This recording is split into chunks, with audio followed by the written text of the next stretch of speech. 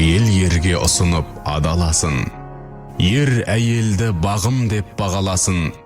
Отбасы мықты болса, отан мықты, аралап жүрген сөз ғой ел арасын. Әр ошақтың түтіні түзу шықса, бақытты байтақ отан бар алашым. Шалқар радиосының эфирінде өнегелі отбасы хабары.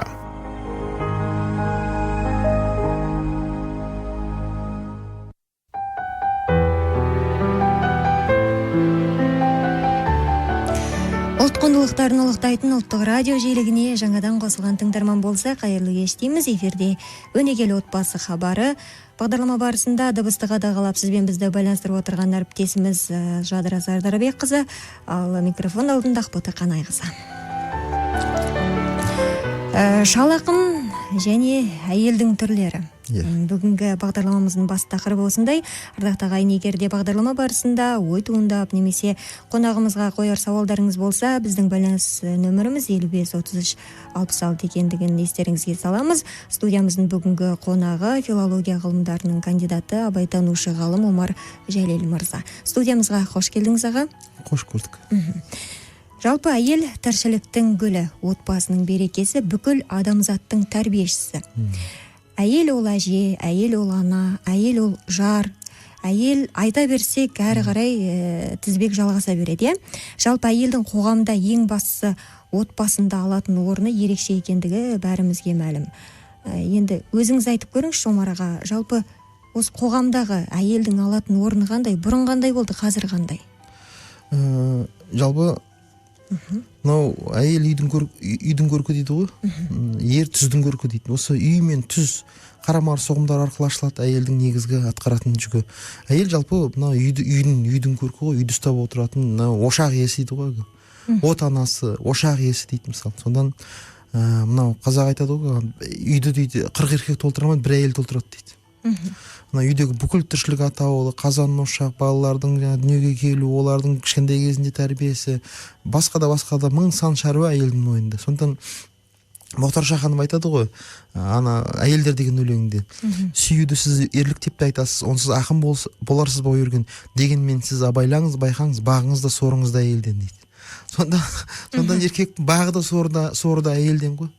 Сондан қазіргі кездегі әйелдердің айырмашылығы, бұрынғы әйелдердің ең үлкен мансабы әйелдердің бұрын, ол ана атанып, ел анасы деңгейіне көтерілу еді.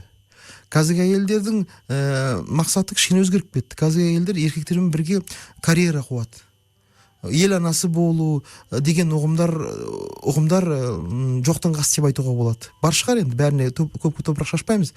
Бірақ жаңағы өзгеріп жатыр ойлау жүйесі. Сондан ол әйел қанша жерден доктор болсын, академик болсын, бәрібір ол әйел ана ретіндегі өзінің жаңағы негізі Құдай жаратқан рөлінен артық рөл жоқ. Және сол ана арқылы ғана әйел адам ел анасына айналады екен. Кешегі Домалақ ана, Қарашаш ана, Абақ ана сияқты елдің тарихында қалған аналарымыз оған тек қана өзінің Құдай жаратқан жолмен аналық арқылы ғана жеткен. Өйткені аналық арқылы әйел әулиелікке жетеді екен. Сондан әйел адам әулиелікке үйде отырып жетеді дейді ғалымдар. Яғни екі нәрсемен жетеді дейді, ол дүниеге сәби әкелу және ерін күту дейді. Сонда қазіргі кездегі көп адамдар, көп әйелдер ол өзінің жаңағы ата-бабалар салып кеткен жолынан ауытқимын деп жеке өмірі трагедияға ұшырап жатыр. Қартайғанда жалғыз қалып жатыр, карьера қуамыз деп. Бұл үлкен өкініш қоғам үшін. Неге? Өйткені түтін түтетпеген әрбір шаңырақ қазақ үшін орын толмас өкініш, орын толмас трагедия. Ол жаңағы тұрмысқа шықпай қалған әйелдің ғана жеке басының трагедия емес, ол ұлттың трагедиясы. Неге? Біз қазір өспей жатырмыз, өнбей жатырмыз. Неге? Өйткені осы өсіп өну ол біздің қазақы ойлау жүйемізге байланысты. Ойлау жүйе арқылы, егер ойлау жүйеміз мінсіз болса, ол тез өседі екен.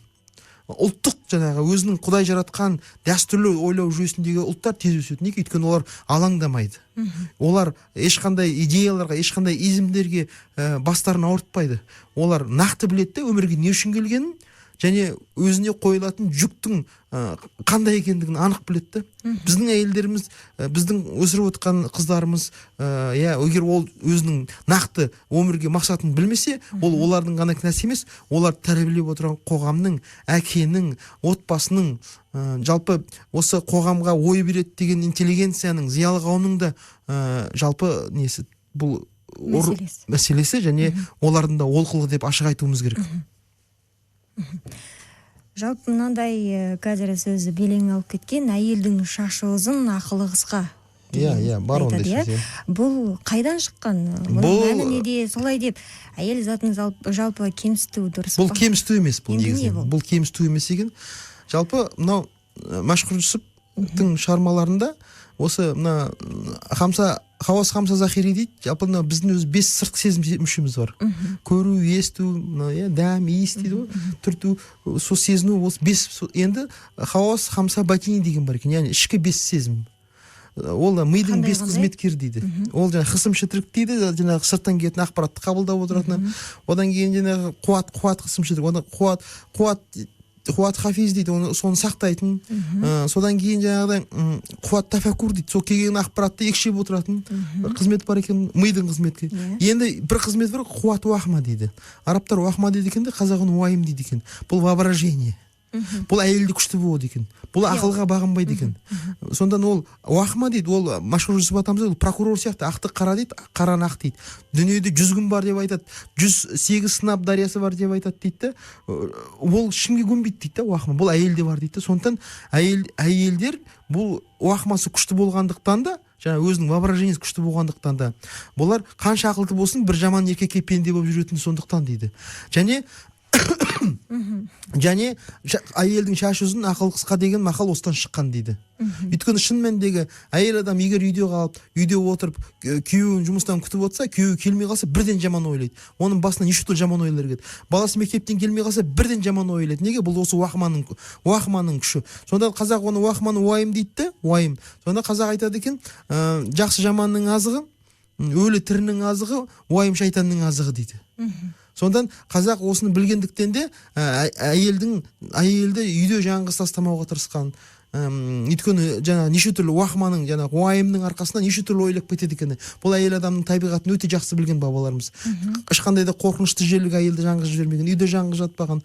Жалпы осындай мәселеге байланысты шыққан бұл. Бұл өзінің негізі бар бұл мақал. Бұл әйелдерді кемсіту емес, бұл әйелдердің табиғатын ашатын мақал.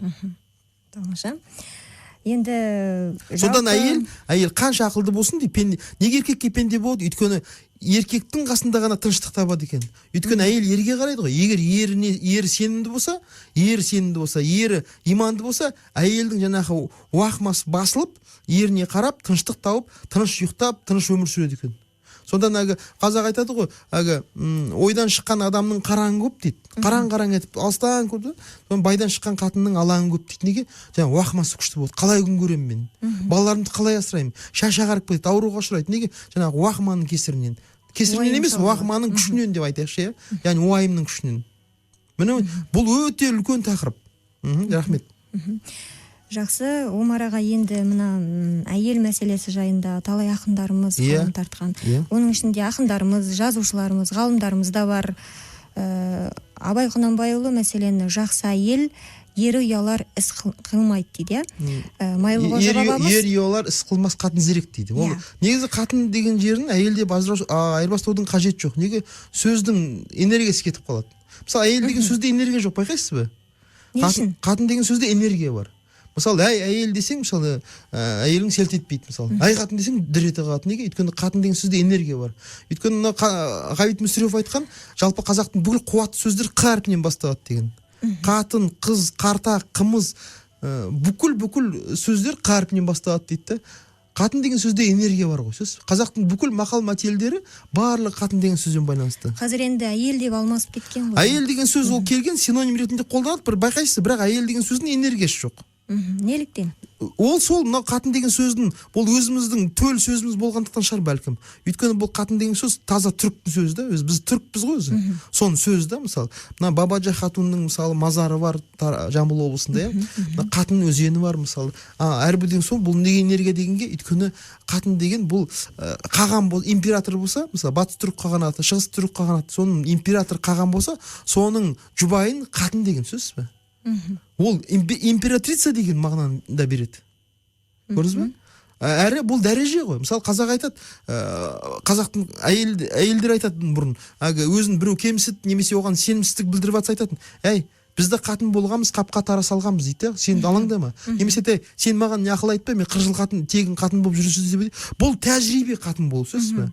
Бұл дегеніміз мәртебе қазақ үшін. Ал енді біз мен 40 жыл әйел болғым десеңіз, байқайсыз бе, ешқандай энергиясы жоқ. Енді бұл шамасы сол кейіннен келген сөз болғаннан шығар. Ал жалпы мына қатын деген сөз ол жалпы өзіміздің төл сөзіміз. Одан ешқандай қорқудың қажеті жоқ. Мысалы, мына Өзбекстан оны қолданып отыр мысалы.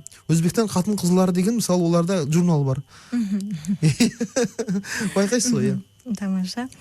Жалпы Омар аға енді жаңа сұрағымды бастап келе жатқам. Жақсы әйел, жаман әйел. Үнемі осындай екі-ақ түрге бөледі. Байқасаңыз, жақсы әйел болмаса жаман әйел. Ал мына шал ақын бірнеше түрге бөліп қарайды екен. Сол қандай? Үш түрі бар дейді шал ақын айтады. Сол жөнінде айтып беріңізші. Шал ақын айтады. Әйелдердің түрлері деген өлеңі бар. Сонда шал ақын осы өлеңінде әйел мен қатын деген сөзін араластырып отырады. Мысалы дейді: қарауыл қана деген қатын болады дейді. Таңертең ерте тұрады, түндікті оңынан ашады. Өтіп бара жатқанға көз салып, кетіп бара жатқанда адал алады дейді. Одан кейінгі қатын қыналы бармақ деген қатын болады дейді. Азды көптей қылады, көпті көлдей қылады. Тамағына қылшық жұқпайды, киіміне кір жұқпайды.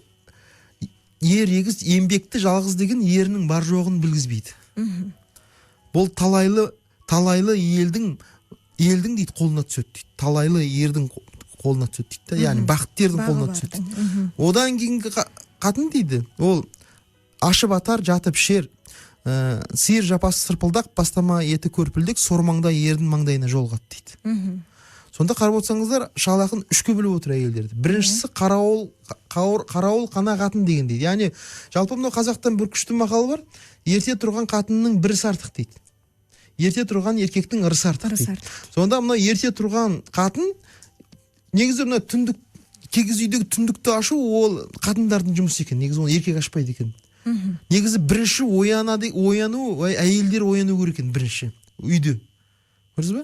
Мысалы ана Беташарда айтады ғой, өзің ұйықтап күйеуіңе тұртырлама келіншек дейді ғой.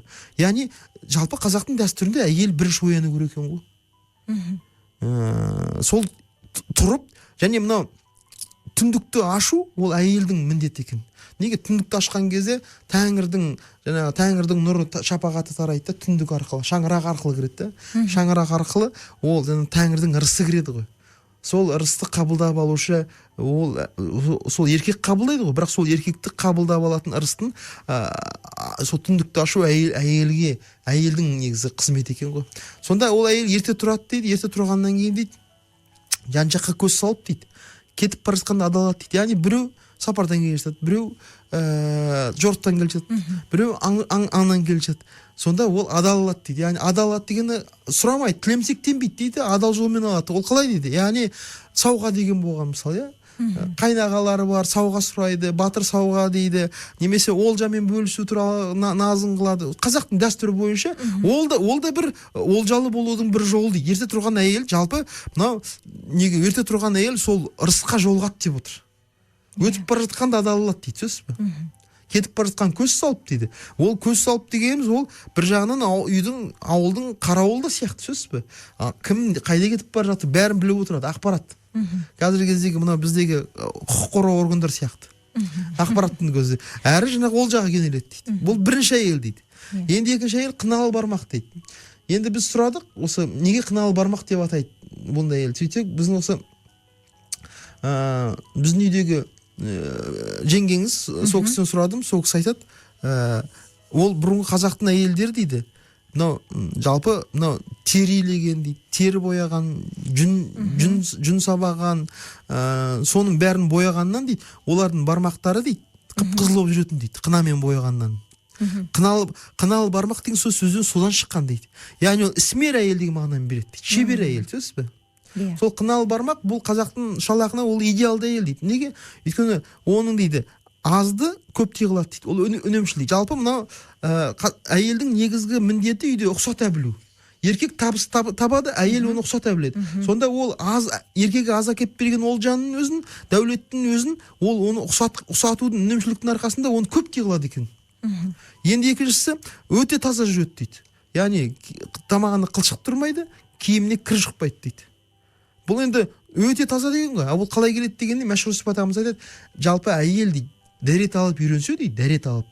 Ол сол іші қуыс ыдыстарының ішінде лас болмайды, оның бүкіл дүниесі таза болады дейді. Әйел дәрет алып үйренбесе, оның дүниесі де таза болмайды дейді. Енді осыдан келіп айтады, жаңа бір мақалда айтады, ер егіз, еңбекті жалғыз дейді. Мына Мұхтар Мағауиннің алдаспанында ер егіз, еңбексіз жалғыз деп ол мақалды бұрмалап жүрген. Бұл мәшһүрден таптық. Сонда ер егіз, еңбекті жалғыз дегенде қандай ер егіз болады дейді. Әйелі жақсы болса дейді. Баласындай айтқанын ақылын тыңдайтын болса, мал басы өсіп жатса, малы төлдеп жатса, міне бұл ер егіз деп осындай адамды айтамыз дейді. Ал егер дейді қатыны жаман болып жолықса, баласы тілазар болса, мал басы өспей, малы күнде іш тастап өліп жатса, еңбекті деп соны айтамыз дейді. Сонда қазақта айтады дейді, еңбекті деген жаман сөз екен, сонда көрдіңіз бе? Онда еңбектен кім дегенде мәшһүр Жүсіп атамыз айтады, қазақта сөз бар дейді, еңбектің аты орға жығылады, ордан шығып сорға жығылады дейді. Еңбектің үйінен етік басындай өлім шықсын деп айтады дейді қазақ. Байқайсыз ба? Сонда біз жаңағы мақалдарды бұрмаламай, оны орнымен пайдаланғанымыз дұрыс екен. Міне сонда бұл әйелдің идеалы. Енді үшінші әйел ашып атар дейді. Ол өте бір рабайсыз сөз, ашып атар деген не, ол нені ашып атады деген кезде, ол өзінің әуретін ашып, яғни ұят жерін ашып, еркекті атып алады дейді да жаңағыдай. Өте жаман сөз, көрдіңіз бе? Қандай салағы, жатып ішер дейді. Өте жалқау дейді. Сосын жаңағы сиыр жапа сырпылдақ дейді. Өте лас дейді. Сиырдың жаңағы кетіп бара жапа тастағандай тіршілігі лас дейді да жаңа. Және бастама ет көрпілдек дейді жаңағы. Қазақта ескірген етікті кесіп тастап сонда аяққа соға салады көріп. Сонда жүрісі жайсыз. Сондай олақ әйел дейді. Бұл енді әйел жолса, бұл ердің дейді, бұл соры дейді. Сонда міне үшке бөліп отыр шалақын әйелдерді. Тамаша. Бізге хабарласқан тыңдарман бар екен, әуе толқынына қосайық. Сәлеметсіз бе? Сіз әуе толқындасыз. Байланыстан ажырап кеткен сыңайлы Омарға бағдарламамыздары қарай жалғастырсақ, ардақты ағайын, бүгінгі тақырыбымыз шалақын және әйелдің түрлері дейді. Осыған байланысты ойларыңыз туындап жатса, немесе қонағымызға қояр сауалдарыңыз болса, біздің байланыс телефондарымыз 55-33-66 екендігін естеріңізге саламыз. Студиямыздың бүгінгі қонағы филология ғылымдарының кандидаты, абайтанушы ғалым Омар Жәлел мырза. Мінекей дәл қазір бізге хабарласып үлгерген тыңдарман бар екен, тыңдайық. Сәлеметсіз ба? Сәлеметсіз ба? Алло. Қайырлы кеш. Алло. Қай өңірден хабарластыңыз? Есіміңіздің болады, тыңдап отырмыз сізді. Мен мына Қарғалыдан, Алматы облысы. Сауалыңыз бар ма қонағымызға? Мен Қарғалыдан Фабричиде поселкедемін мен. Қандай сауал қоясыз? Сауал енді әйел туралы енді жаңа айтып жатыр, әйел түндікті ашу керек, ету керек. Әйелдің жұмысы көзге көрінбей тұғын, бақаланбай тұғын, hem ауыр жұмыс.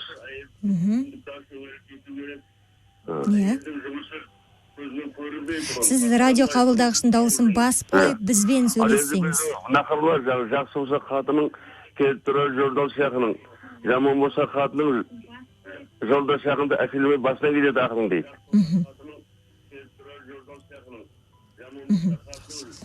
Жақсы, рахмет сізге хабарласқаныңызға. Сіз бізді радио қабылдағышын дауысын басып қойып тұтқадан тыңдағаныңыз абзал еді. Рахмет пікіріңізге. Омар аға алып қосарыңыз бар ма? Енді жалпы шалақын өзі, мен шалақынды академик деймін де, академик ол. Негізі қазақтың жалпы мынау мінезін тану үшін әйелдің табиғатын, еркектің табиғатын шалақынды оқу керек та. Соны шалақын айтады ғой. Жақсы әйел бойын үзіп, әйел қандай болу керек дейді. Жақсы әйел қандай? Жақсы әйел бойын үзіп сылақтайды. Өз байынан басқаны ұнатпайды. үйіне мейман келсе хош келдің деп еш адамдар рұқсат сұратпайды. Жаман әйел байымен ұрсады, мейман келсе қабаға тырысады. Бұл үйден шай ішкенмен оңбасын деп мейман басқа үйге жылсады. Әйелің жақсы болса дәулетіңе жөн келтірер, әйелің долы болса күнді өлтірер. Атадан жаман туған бала болса үйде жатқан атаға сөз келтірер. Жақсы әйел айтқан сөзді кектей қоймас. Осал жігіт әйелге беттей қоймас. Жауыз қатын қабаған ит сияқты ер жігіттің түбіне жетпей қоймас. Байқап отырсыз ба? Сонда әйелдің жалпы өзі, кешегі айттық қой біз алғы хабарларымыз, әйелдің сапасы немен өлшенеді дейді ғой өзі. Бізде қазір әйелдің сапасы біліммен, университетмен, кандидаттығымен, докторлығымен, диссертация қорғағанмен өлшеніп жатыр. Шынымен әйел онымен өлшенбейді, сөзсіз бе? Әйел, бірақ қазақта әйелдің негізі өлшем бар екен, ол қонақ күту екен ғой. Қонақ бұл синкретті өнер кәдімгідей. Бұнда әйелдің әдептілігі, тәрбиесі, тегі, бүкіл жаңағы шешесінен алған бүкіл асыл қасиеттер көрінеді, не көрінбей қалады. Сонда қазақ айтады ғой, қалың малын көп беріп дейді, көрген жерден қыз алсаң, мейманыңа тік тұрып қызмет етер дейді. Қалың малын аз беріп, көргенсіз жерден қыз алсаң, байының қойына бір жатқан міндет етер дейді. Міне сонда жалпы шалақын айтып отыр. Әйелдің жақсы дейді, ол мейманыңды күтеді дейді. Қандай мейман келсін дейді. Өз байынан басқа ешкімді ұнатпайды дейді. Ал жаман әйел дейді, жаман әйелді қайда? Мейман келсе қабағы тырыса бастайды дейді. Міне сондан жақсы әйелдің және енді бір кереметі, жаңа айттық қой, жалпы еркек мал тапқыш, ал сол малды ұқсататын әйел деп. Әйел еркектің үйдегі банкі ғой, кәдімгі жаңа қор жинайтын банкі дейді, қор жинайтын. Сол банкі ғой әйел деген, қазынасы, сөзсіз бе? Сол әйел жақсы болса, дәулетіңе жөн келтіреді дейді де, кәдімгі дәулетіңді асырып, оны қордаландырып отырады дейді. Ал енді және жақсы әйелдің тағы бір белгісі дейді. Ол дейді 40 жылын қазбайды дейді.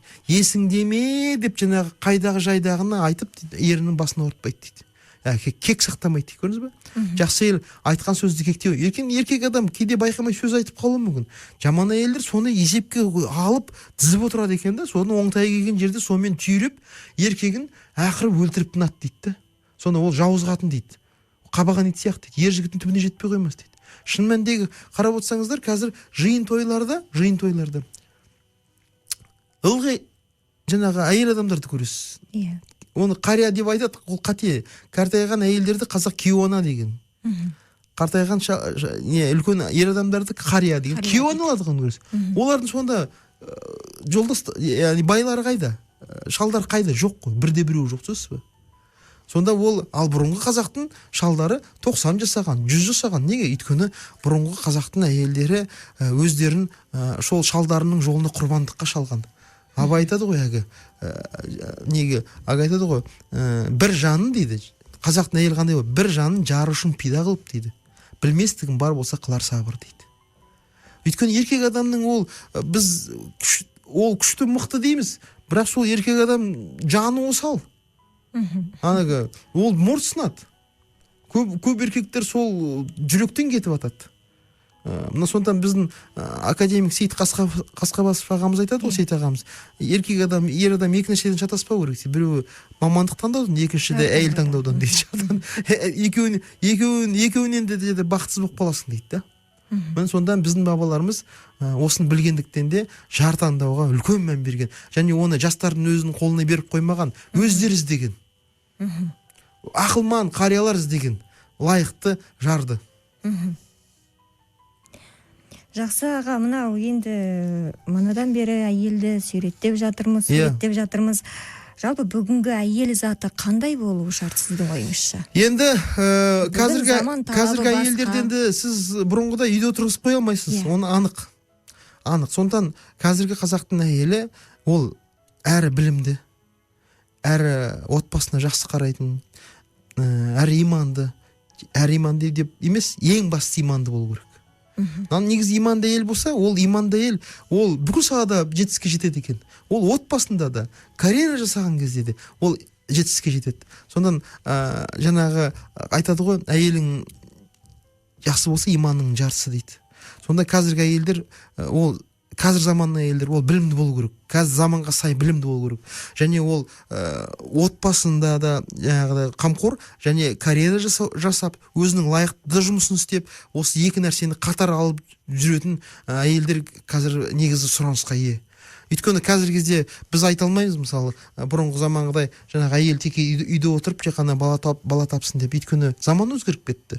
Қазақ айтады ғой, өгіз аттай желмейді, заман қайтып келмейді дейді. Бірақ қазір қарап отырсақ қаншама әйелдері бар, баланы да еселеп тапқан, 5, 6, 7 балалары бар, карьера да жасап үлгерген. Неге? Өйткені оның қасындағы күйеуі жақсы болу керек, күйеуі түсіністікпен қарау керек.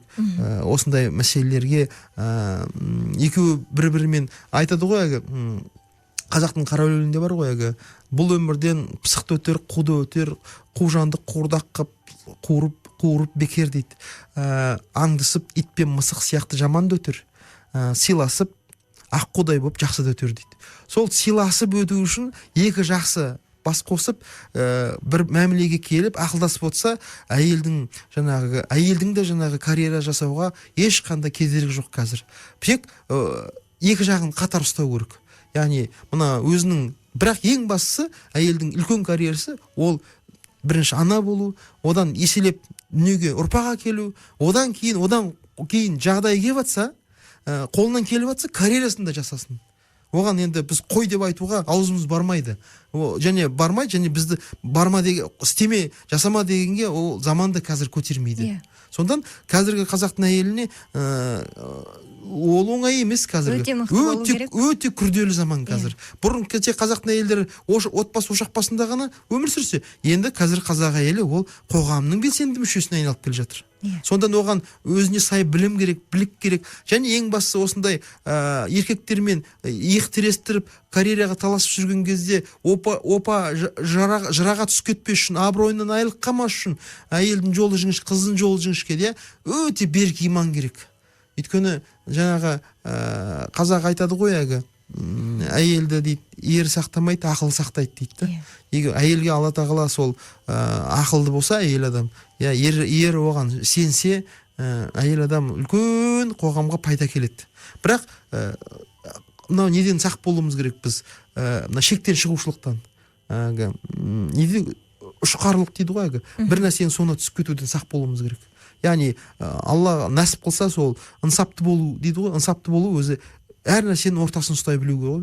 Сонда әйелдерге де қазір сол ортасын ұстай білген әйелдер шын мәнінде бұл қоғамда үлкен жетістікке жетіп жатыр. Өйткені оларға ешкім сөз айта алмайды. Олар баланы да тапқан, 5, 6, 7 баласы бар, карьерасын жасаған, күйеуін дұрыс күтеді, ағайын туғандарын да аялап ұстап отыр.